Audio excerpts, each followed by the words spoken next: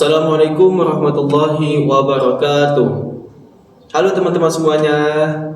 Pada hari ini atau pada video ini kita akan mempelajari tentang sejarah, yang mana materi yang kita akan pelajari hari ini yaitu tentang perkembangan budaya dan pendidikan pada masa Daulah Abbasiyah.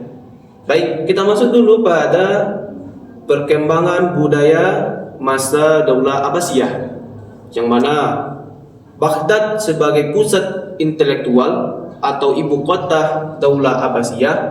Baghdad menjadi pusat intelektual dan budaya dunia Islam, yang mana kota ini menarik para ilmuwan, seniman, dan intelektur dan berbagai belahan dunia karena kan Baghdad sebagai ibu kota, yang mana pada masa Daulah Abbasiyah itu sangat luaslah mencakup wilayah atau kekuasaannya. Maka Daulah Abbasiyah ini mendirikan ibu kotanya yaitu Baghdad sebagai tengah-tengah dari wilayah yang mereka kuasai. Jadi dari Baghdad sebagai ibu kota menjadi pusat atau inti dari kekuasaannya. Maka dengan itu membangun atau mendorong berbagai orang atau menarik para ilmuwan, seniman, dan intelektual dari berbagai belahan dunia untuk belajar di Baghdad tersebut. Selanjutnya yaitu Baitul Hikmah, yang mana Baitul Hikmah ini adalah lembaga perpustakaan, pusat penerjemahan, dan universitas yang menjadi pusat pertukaran ide dan budaya, di mana melalui Baitul Hikmah karya-karya ilmiah dan filosofis dari Yunani, Persia, dan India diterjemahkan ke dalam bahasa Arab. Jadi Baitul Hikmah ini adalah salah satu lembaga yang mencakup berbagai aspek di dalamnya, termasuk yaitu sebagai hikmah, karya-karya ilmiah, filosofis dari Yunani dan Persia dan India diterjemahkan ke dalam bahasa Arab. Jadi Baitul Hikmah ini adalah pusat lembaga pendidikan pada masa Daulah Abbasiyah ini. Baik, selanjutnya yaitu arsitektur Islam, yang mana perkembangan budaya pada masa Daulah Abbasiyah ini ditandakan dengan arsitektur Islam yang khas, yang mana arsitektur masjid pada masa Abbasiyah ini menampilkan ciri-ciri seperti menara yang kita kenal pada hari ini. Itulah contoh dari perkembangan budaya pada masa Daulah Abbasiyah ini, yang mana menara ini berbentuk spiral, lengkung kubah, pilar, mozaik, yang mana hiasan seni yang memperlihatkan kemahiran dan intrika tinggi, yang mana arsitektur pada budaya perkembangan budaya masa Daulah Abbasiyah ini dicirikan khas pada menara masjid yang kita kenal hari ini, yaitu menara pada masjid dan kubah. Maka pada semenjak Daulah Abbasiyah ini maka dikenalnya kubah tersebut dan menara pada masjid. Jadi itulah yang mencerminkan arsitektur yang Islam yang khas pada masa Daulah Abbasiyah ini yang kita rasakan pada hari ini. Contoh peninggalannya yaitu masjid pada Daulah Abbasiyah ini. Kita masuk pada selanjutnya yaitu kemajuan dalam sastra dan sistem pendidikan. Perkembangan budaya pada masa Daulah Abbasiyah ini ditunjukkan pada kemajuan dalam sastra dan sistem pendidikan, di mana pemerintah Abbasiyah mendukung pendirian madrasah dan perpustakaan besar sehingga pendidikan dapat diakses secara luas. Jadi dapat kita kesimpulan bahwasanya pemerintah pada Daulah Abbasiyah ini sangat mendukung pada pendidikan dan untuk memajukan pendidikan dan sistem pendidikannya. Maka dengan itu pemerintah mendirikan perpustakaan besar sehingga pendidikan dapat diakses secara luas.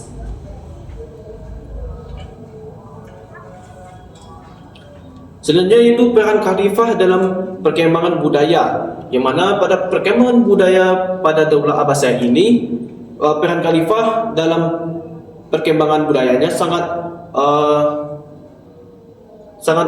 penting, yang mana khalifah seperti Harun al-Rashid dan Al-Ma'mum berperan penting dalam memperkembangkan budaya dengan menginisiasi dan mendukung pembangunan lembaga pendidikan, yang mana observatorium serta kegiatan penterjemahan dan penelitian ilmiah. Dapat kita simpulkan bahwasanya peran khalifah sangat penting dalam dunia pendidikan dan lain sebagainya.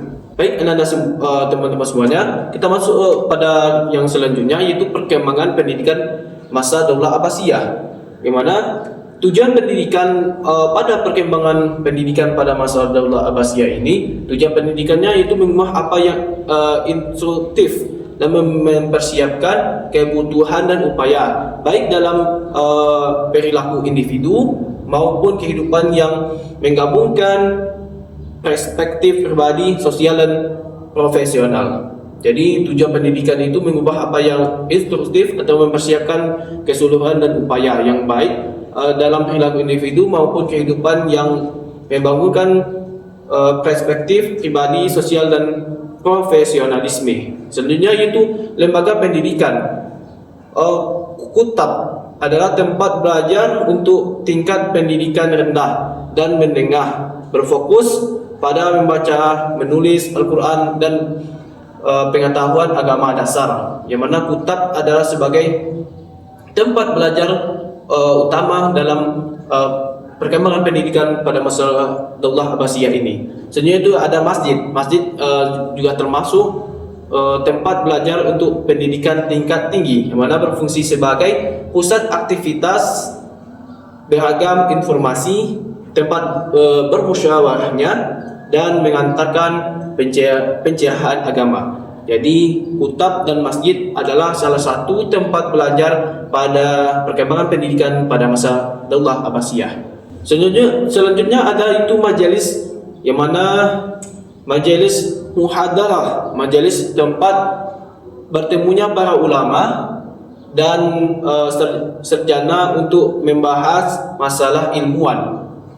Selanjutnya ada rumah para ulama, di mana rumah para ulama ini banyak ulama yang membuka tempat belajar di rumah mereka karena tidak bisa mengajar di masjid. Jadi para ulama itu membuka peluang untuk bagi yang mau belajar kepada mereka dipersilakan untuk datang ke rumahnya. Selanjutnya itu ada rumah sakit. Rumah sakit tempat merawat pasien dan menjadi tempat pendidikan bagi calon tenaga medis. Rumah sakit itu bukan hanya sebagai tempat untuk pengobatan, tetapi juga pendidikan di sana untuk belajar cara-cara bagaimana untuk melakukan pengobatan dalam kesehatan. Selanjutnya itu ada perpustakaan, mana perpustakaan ini tempat penelitian dan kajian ilmiah. Selanjutnya ada madrasah sebagai lembaga pendidikan formal berwarna Islam atau berwarnakan Islam dan terstruktur dan sistematis. Selanjutnya ada toko buku, yang mana tempat beli buku sekaligus pusat kegiatan ilmiah. Selanjutnya itu pada kemajuan ilmu pengetahuan, yang mana pada perkembangan pendidikan Daulah Abbasiyah ini ada kemajuan ilmuwan pengetahuan seperti ilmu astronomi, yang mana teori baru tentang pergerakan bintang dan planet. Selanjutnya ada itu ilmu matematika, yang mana dikembangkannya sistem aljabar yang menjadi dasar penting dalam matematika saat ini. Selanjutnya ada ilmu kimia, yang mana penentuan penting dalam alkimia. Yang selanjutnya terakhir itu ada geografis dan ilmu bumi, yang mana pandangan baru tentang bumi dan kehidupan di berbagai wilayah. Baik, teman-teman semuanya, itulah pembelajaran kita hari ini tentang perkembangan budaya dan pendidikan pada masa Daulah Abbasiyah. Semoga teman-teman semuanya dapat memahami pembelajaran kita hari ini. Semoga bermanfaat. Saya tutup dengan wassalamualaikum warahmatullahi wabarakatuh.